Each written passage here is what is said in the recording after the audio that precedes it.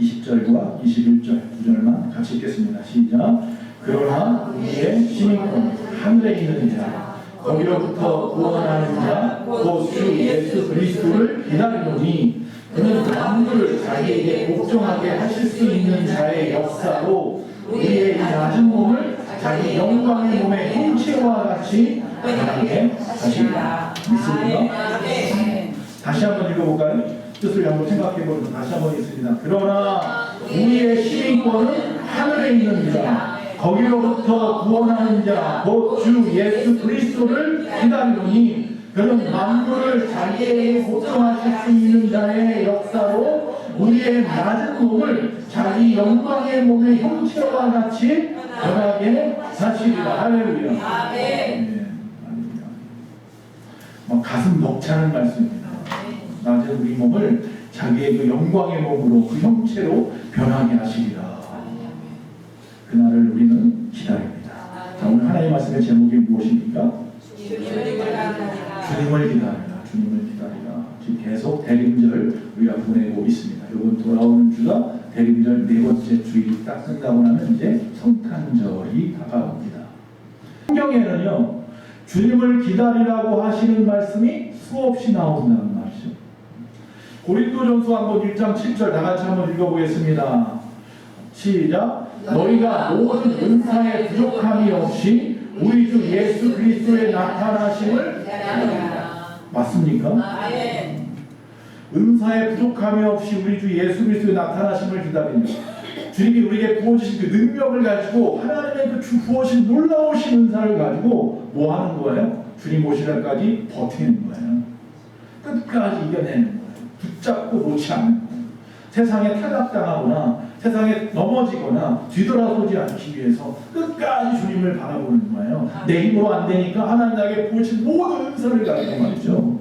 모든 것을 동원해서 주님을 기다려요. 그것이 우리의 마지막 우리의 소명일 수 있습니다. 그래서 이 말씀대로라면 바울의 지금 고린도전서지만 제자들도 끊임없이 성경에서 주님의 나타나심을 기다리면서 달라라고 말씀하고 있습니다. 이 기다리는 일에는요 두 가지가 있어야 힘들지 않답니다. 첫째는 뭐냐면 희망입니다. 소망입니다. 희망을 가지고 기다려야 기다릴 수 있습니다. 좋은 일을 기대하며 기다리는 것. 마지막에 내가 천국 하늘의 것을 보리라. 주님을 만나리라. 두 번째는 믿음이 있어야 기다릴 수 있습니다. 막연한 기다림이 아니라 분명히 언젠가 오신다. 주님은 분명히 오시는 그때가 우리는 알지 못할 뿐이지 하나님은 정확하게 그때에 오실 것이다 라고 하는 믿음이 있어야 기다릴 힘이 있는 거예요. 우리의 이 믿음과 이 희망이 있어야 주님이 오실 날을 기다릴 수 있다. 하박국 2장 3절에 이 묵신, 이 예언은 정한 때가 있나니 그 종말이 속히 이르겠고 결코 거짓되지 아니하리라. 비록 더딜지라도 기다리라. 지체하지 않고 지체되지 않고 반드시 응하리라. 이 말씀 안에 다 들어있습니다. 희망도 있고 믿음도 있습니다. 우리가 생각하기에는 비록 더딘 것 같다 할지라도 분명히 주님은 오십니다. 하나님의 예언의 말씀은 분명히 다 이루어질 것입니다. 하박국은요 주전 630년 전 사람이에요. 다시 말하면 예수님이 이 땅에 태어나시기 지금부터 2000년 전 태어나셨는데 그날로부터 또 630년 전 사람이에요. 그 이전 사람이 누구를 기다리는 거예요? 아직 오지 않았지만 그 당시에 오실 메시아를 기다리는데 이렇게 말하고 있어요. 비록 더딜지라도 기다리라. 그날은 반드시 지체되지 않는 우리 가운데 응하리라. 이 말씀대로 초림하신 예수님, 아기 예수님은 유대 베들레헴의 오심으로 말미암아 미가서라든지 하박국이나 이사야서라든지 수많은 선지자들의 예언을 온전하게 이루었습니다. 그것이 다시 오실 재림에 대한 증거가 됩니다. 초림도 언제 오실지 알 수 없었지만 그러나 정확하게 주님이 원하시는 그때 이 땅에 오셨던 것처럼 재림도 언제 오실지 알 수 없지만 선지자들의 예언대로 신약의 초에 사도행서에 예수님이 오신 것처럼 제자들과 바울과 수많은 또 많은 백성들, 많은 제자들에 의해서 예언된 대로 다시 예수님은 이 땅에 오실 것이라는 확신입니다. 믿으십니까? 자, 우리가 대림절을 보내면서 지금 계속해서 첫 번째 주, 두 번째 주, 세 번째 주 촛불을 하나씩 붙인다고 그랬습니다. 즉 진한 것부터 붙여가는 거예요. 그래서 마지막에 하얀 걸 붙이면 이제 성탄절을 맞이해요. 그러니까 이번 대림절 네 번째 주일은 가장 하얀 걸 붙이는 거예요. 기다림에 대한 이야기예요. 그런데 이것을 대림절 초만 놓는 게 아니라 그 주변에는요 여러 가지 장식을 해요. 대림절 초 장식을 하죠. 근데 이게 아무 의미 없이 장식하는 게 아니라요. 여기에는 첫 번째 상록수 가지, 푸른 가지로 그 둘레를 쳐요. 둥근 원형을 만들어요. 왜 하필이면 상록수 가지냐? 변함없는 것, 영원하신 주님, 그런 의미입니다. 끝이 없으신 하나님을 상징합니다. 그리고 나서 거기에는요 리본도 달아요. 그냥 리본이 아니라 자색 붉은 리본을 달아요. 다시 말하면 회개에 대한 이야기입니다. 주님을 기다리는 자는 반드시 회개함으로 성결함 가운데에서 주님을 맞이할 수 있다는 거예요. 그리고 그것만이 아니라 거기에는 또 촛불을 켜죠. 초를 켜요. 한 달이란 주기로 4개, 어제는 성탄절까지 해서 5개를 켜기도 해요. 어쨌든 간에 초를 켜요. 그 초에 보면 복음의 빛이죠. 빛으로 오시는 주님, 어둠을 이기시고 지금 이 어두운 세상 가운데 빛으로 오신 주님을 의미합니다. 거기는 또 빨간 열매들이 있어요. 장식 가운데. 이 열매는 무슨 열매? 성령의 열매, 빛의 열매, 의의 열매, 선의 열매. 우리가 이 땅에 살아가면서 맺어야 할 것들. 그러면서 기다립니다. 회개하고 하나님의 능력을 믿고 주의 빛된 삶을 살고 선한 열매를 맺으면서 기다립니다. 무턱대고 턱 깨고 앉아가지고 언제 오시나 그런 하나님이 아니라 그냥 대충 시간 때우면서 오시겠지 뭐 하면서 그런 하나님이 아니라 하루하루 정말로 내 자신부터 돌아보면서 그렇게 기다려야 한다는 거예요. 성경에 보면 아기 예수님을 맞이한 부류가 있습니다. 사람이라고 할 수도 있지만 부류라고 할게요. 왜냐하면 그룹도 있어서. 첫 번째 제일 먼저 아기 예수를 맞이한 사람은 누구냐? 물론 부모가 제일 먼저 맞이했겠지만 그와 또 더불어 목자들이죠. 베들레헴 들판에 있었던 목자들이 첫 번째를 맞이해요. 그럼 두 번째는 누구냐? 두 번째는 지난 주일에 봤던 시므온이에요. 성경에서는 그 사이에 누가 있었는지는 모르겠지만 어쨌든 성경에 나와 있는 순서대로 말하면 시므온이에요. 어디서? 성전, 예루살렘 성전에서. 그 당시 유대인 아이들이 태어나면요 7일 후에 할례를 받아요. 그리고 나서 33일 동안 더 지나서 정결 예식을 하러 성전으로 나와요. 그건 누구 정결례냐면요 태어난 아이에 대한 정결례가 아니라 그 어미의 정결례예요. 애를 낳으면 부정하다 하여서 남자아이를 낳으면 33일, 여자아이를 태어나면 66일 동안 정결하지 않아서 세상 사람들 가지 않고 혼자 있어요. 그리고 난 다음에 그날이 지나면 이제 예루살렘에 나가서 하나님 앞에 제사 지내고 예배하고 하나님 앞에 물질을 올려드리고 제물을 올리고 그리고 정결함을 받아요. 그러니까 다시 말하면 시므온은 예수님을 태어나고 한 40일이 지나고 나서 만나는 거예요. 33 플러스 7, 8일째, 8일 때 이제 덧따져 33일이니까 약 40일 정도가 지나서 예수님이 예루살렘 성전에 들어왔으니까. 그리고 시므온만 본 게 아니라 여선지자, 늙은 여선지자 84세인가에 성경에 보니까 그 여선지자가 하나 나와요. 안나죠. 안나가 또 예수님을 만나요. 그리고 이 앞에도 있지만 예수님이 태어날 때 말구유에 태어날 때 그 주변에는 말구유니까 말도 있을 거고 목자가 왔으니까 양도 있을 거고 그렇겠죠. 그러나 거기 있으면 안 되는 게 있어요. 원래는 뭐예요? 동방박사. 동방박사는 말구유에 온 게 아니에요. 동방박사는 별을 보고 왔잖아요. 별이 떠 있는 것을 보고 어디서 왔다고요? 동방에서 왔어요. 중동에서 왔어요. 중동 나라에서 예수님이 탄생하는 순간 별이 딱 올라왔단 말이에요. 그 별을 본 그 정성학자들이 별을 찾아서 왔으니 저 중동 어디쯤에서부터 와도 몇 달은 걸렸을지 몰라요. 그리고 나서 예수님을 만난 거예요. 그러니까 사실은 예수님이 태어난 바로 만난 게 아니라 시간이 좀 걸려요. 그걸 어떻게 알아요?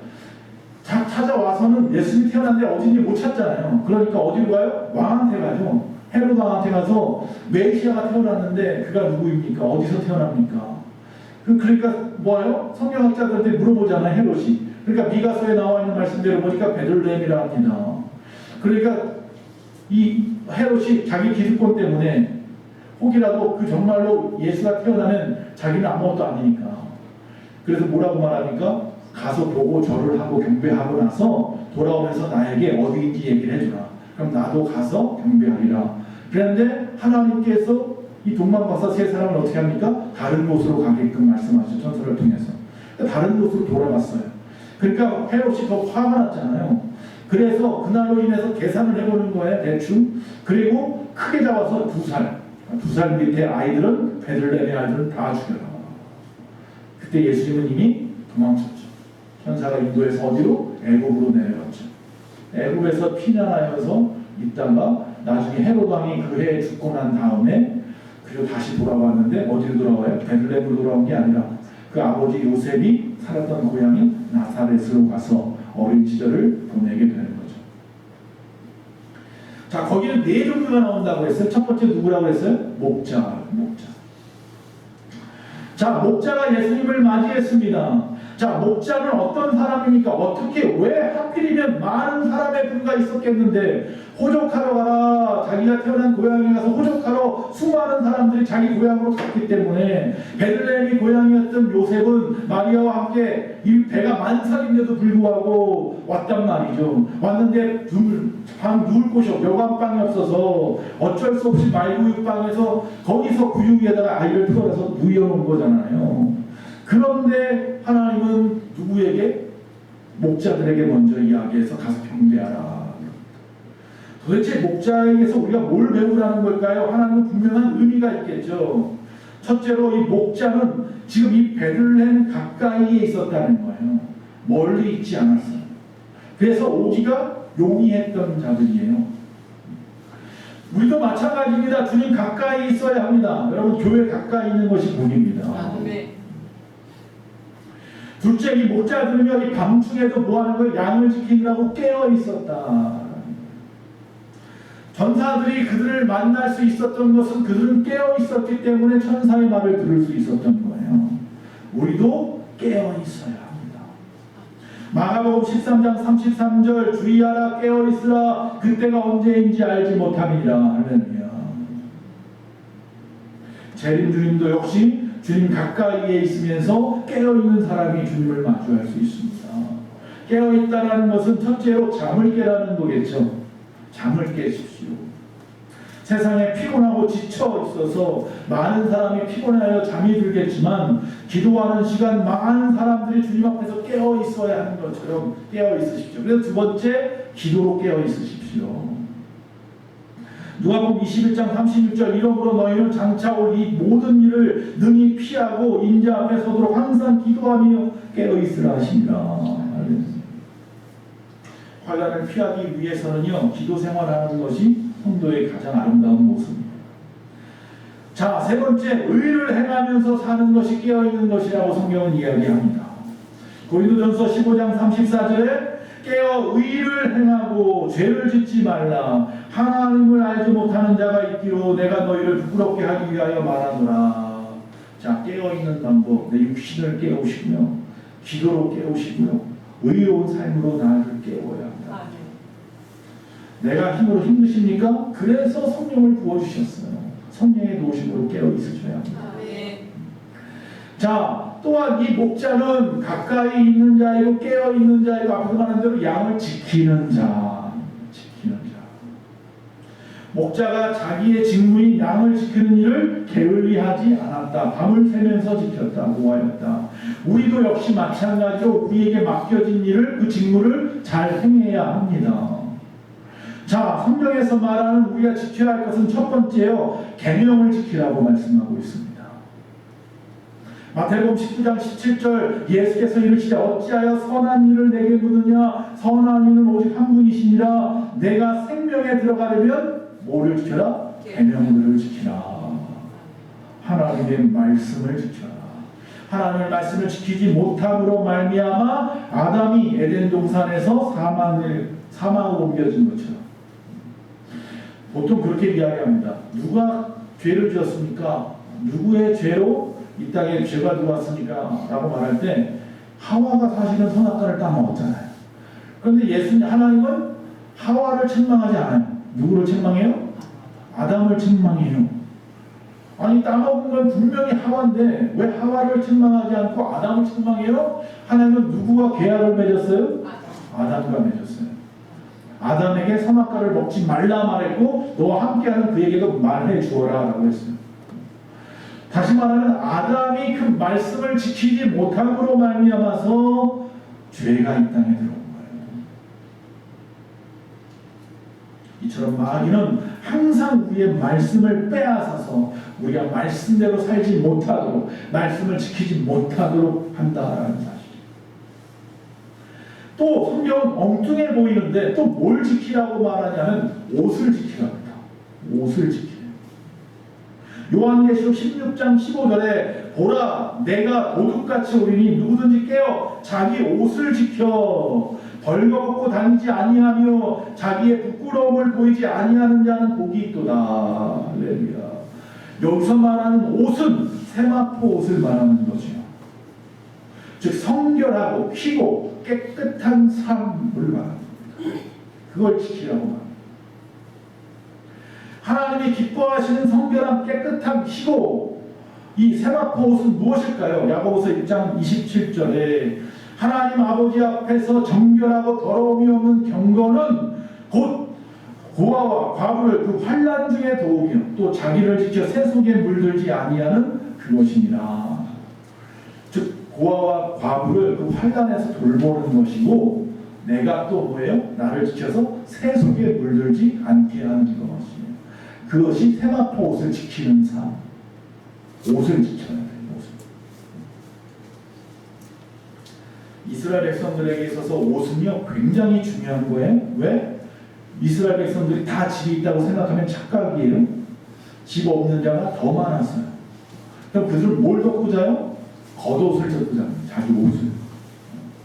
그래서 이스라엘 법에 의하면요, 여러분 겉옷을 훔쳐가는 사람은 어떻게 되고 속옷을 훔쳐가는 사람은 어떻게 되는지 아세요? 겉옷을 훔쳐가는 사람은 살인죄. 속옷을 훔쳐가는 것은 도둑질인데 겉옷을 훔쳐가는 건 살인죄예요. 밤새 얼어 죽으라는 얘기거든요. 그래서 여러분 이 옷을 지키는 건 생명을 지키는 일이에요. 여러분 세마포 마지막 때 입으셔야 하잖아요. 그거 지켜내야 될 거 아니에요. 세습에 더러워진 것에서부터 나를 지켜내시기 바랍니다. 아멘. 자, 두 번째 또 어떤 사람이라고요? 동방박사가 나오죠. 동방박사. 성경에는 세 사람이라고 나오지 않아요. 동방박사들이라고 나와요. 단지 그들이 바친 보물이 세 가지예요. 그러니까 한 사람이 하나씩 바쳤겠지 하니까 그렇게 나가는 거지 사실은 정확하게는 알 수 없어요. 단지 복수형이기 때문에 두 사람 이상인 것은 맞아요. 반다이크 목사님이 쓴 책에 보면 소설책에 보면 네 번째 동방박사라는 책이 있어요. 거기 또 네 명이 나와요. 세 명이 먼저 가고 한 명이 좀 늦었어요. 그 늦은 사람이 황옥과 홍옥과 진주 보물을 가지고 뒤늦게 쫓아가는데 막 쫓아가다가 감동 만나 어려운 사람을 만나서 도와주다가 또 배고파 굶어가는 사람을 도와주다 늦게 갔어요. 이래서 예수님이 이미 베들레헴을 떠나버렸네. 그래서 예수님을 못 만났어요. 그리고 나서 시간이 한참 흐르고 나서 나이 들어 늙어서 죽게쯤 되었을 때 예루살렘을 다시 찾아왔는데 진주 하나가 남았어요. 예수님에게 드리려고 했는데 안 들고 있었던 거예요. 근데 어떤 소문을 들으냐고 하니까 메시아인 예수가 십자가로 박혀 죽는다는 거예요. 깜짝 놀라가지고 이 진주로 돈 주고 내가 예수님을 살리리라. 그리고 열심히 골고다로 뛰어가는데 뛰어가다 보니까 한 사람이 굶어서 죽어가는 모습을 보고 있어요. 살려주세요. 살려야 쓴다. 듣고 내가 예수님을 살려야 되냐 저 사람을 살려야 되냐 그러다가 결국 그 진주로 그 사람을 살리죠. 결국 그래서 예수님이 십자가에서 죽으시죠. 그리고 나서 이 사람이 철저하게 하나님 앞에 울면서 눈을 감으면서 내가 결국 메시아를 못 봤습니다. 내가 결국 예수님을 못 맞이했습니다. 이 보물을 하나님 앞에 바치지 못했습니다. 그러는데 하늘에서 음성이 들리죠. 네가 계속 만났던 그 가난한 자 어려운 사람들이 다 누구였다? 나 예수였다. 금방 박사 세 사람은 한 번밖에 못 만났지만 이 사람은 수없이 만났어요. 예수님. 할렐루야. 이건 소설이에요. 성경에 나와 있는 얘기는 아니죠. 예수님을 만나는 방법일 거예요. 이 별을 바라보는 이 사람이 별을 관측하는 정성학자라고 하잖아요. 사실은 별을 관찰하는 정성학자라기보다 어떤 사람들은 그냥 별을 보고 뭐라 그래 예언하거나 이러는 사람들쯤으로 생각했어요. 어쨌든 그들조차도 자기 나라 것도 아니고 이방 나라에 대한 이야기를 그 예언을 갖다 기억하고 쫓아오잖아요. 끊임없이 하늘의 별을 바라보잖아요. 여러분 우리도 금방마사처럼 끊임없이 하늘의 별을 바라봐야 합니다. 마태복음 2장 11절에 집에 들어가 아기와 그의 어머니 마리아가 함께 있는 것을 보고 엎드려 아기께 경배하고 보배압을 열어 황금과 유향과 모략으로 예물을 드리니라. 할렐루야. 그리고 주님 앞에 그냥 나오지 마시고 하나님 앞에 가지고 나오는 것이 있어야 돼요. 주님을 주님으로 높여드릴 수 있는 거예요. 물질 말하는 게 아니에요. 헌금 말하는 게 아니에요. 주님이 기뻐 받으시는 모습으로 나와야 한다. 베드로서 3장 13절 14절 우리는 그의 약속대로 의가 있는 곳인 새하늘과 새 땅을 바라보도다. 그러므로 사랑하는 자들아 너희가 이것을 바라보나니 주 앞에서 점도 없고 흠도 없이 평강 가운데서 나타나기를 힘쓰라. 무엇을 바라보라고요? 새하늘과 새 땅을 바라보라. 그가 바로 예수님을 만난다. 자, 세 번째 시몬은 이미 주일날 말씀했기 때문에 그때 그 말씀만 읽어보고 넘어갈게요. 자, 누가복음 2장 25절에서 28절 예루살렘에 시몬이라 하는 사람이 있으니 이 사람은 의롭고 경건하여 이스라엘의 위로를 기다리는 자라. 성령이 그 위에 계시더라. 그가 주의 그리스도를 보기 전에 죽지 아니하야 하는 성령의 지시를 받았더니 성령의 감동으로 성전에 들어가매 마침 부모가 율법의 갈례대로 행하자 하여 그 아기 예수를 데리고 오시는지라. 시몬이 아기를 안고 하나님을 찬송하여 이르되. 그런 사람이에요. 전체적으로 보면 결국은 성령 충만한 사람인 거죠. 성령 충만하셔야 합니다. 마지막 때에 성령 받으라고 말씀하십니다. 주님께서 숨을 거칠게 내쉬면서 마지막 때 성령이 계신 성령을 받으라 그랬어요. 그들은 왜 숨을 거치게 내리면서 성령 받으라는지 몰랐는데 마가다락방에서 끊임없이 기도하는데 갑자기 하늘로부터 급하고 강한 바람 같은 것이 있어서 그제서야 그게 성령인 줄 알았던 거예요. 불 같은, 바람 같은, 또 비둘기 같은 성령을 받으시기 바랍니다. 네 번째 바로 안나라고 하는 여자 선지자가 있습니다. 누가복음 2장 36절에서 38절 또 아셀 지파 바누엘의 딸 안나라 하는 선지자가 있어 나이가 매우 많았더라. 그가 결혼한 후 7해 동안 남편과 함께 살다가 가부가 되고 84세가 되었더라. 이 사람이 성전을 떠나지 아니하고 주야로 금식하며 기도함으로 섬기더니 마침 이때에 나와서 하나님께 감사하고 예루살렘의 속량을 바라는 모든 사람에게 그에 대하여 말하니라. 할렐루야. 안나라 하는 선지자가 있어요. 근데 그 나이가 매우 많았어요. 84세라고 뒤에 나오네요. 그가 결혼하고 7해 동안은 남편과 살았는데 남편과 사별을 했어요. 그리고 난 다음부터 어떻게 해요? 성전을 떠나지 않았어요. 그 결혼을 언제 했는지 알 수 없는데 만약에 20살에 있으면 27살부터 84세가 될 때까지 성전을 떠나지 않았어요. 성전 안에 거하면서 기도했다는 거예요. 또 뭐 했다고요? 금식했다는 거예요. 금식하며 기도하며 오실 메시아를 기다렸다는 거예요. 여러분 우리는 어떻게 주님을 기다리십니까? 여러분 성전을 가까이 하십시오. 예배하는 사람이 되십시오. 기도하는 자가 되십시오. 모이게 힘쓰는 자가 되십시오. 여기 나와 있는 이 100살이 다가오는 이 노인이 금식하고 있는 힘든 일이잖아요. 이게. 그것도 주야로 금식해서 하루에 한 끼만 드셨나봐요. 주야로 금식했어요. 여러분 금식은 입으로도 하고요, 눈으로도 하고, 귀로도 하고, 마음으로도 해야 됩니다. 생각으로도 해야 됩니다.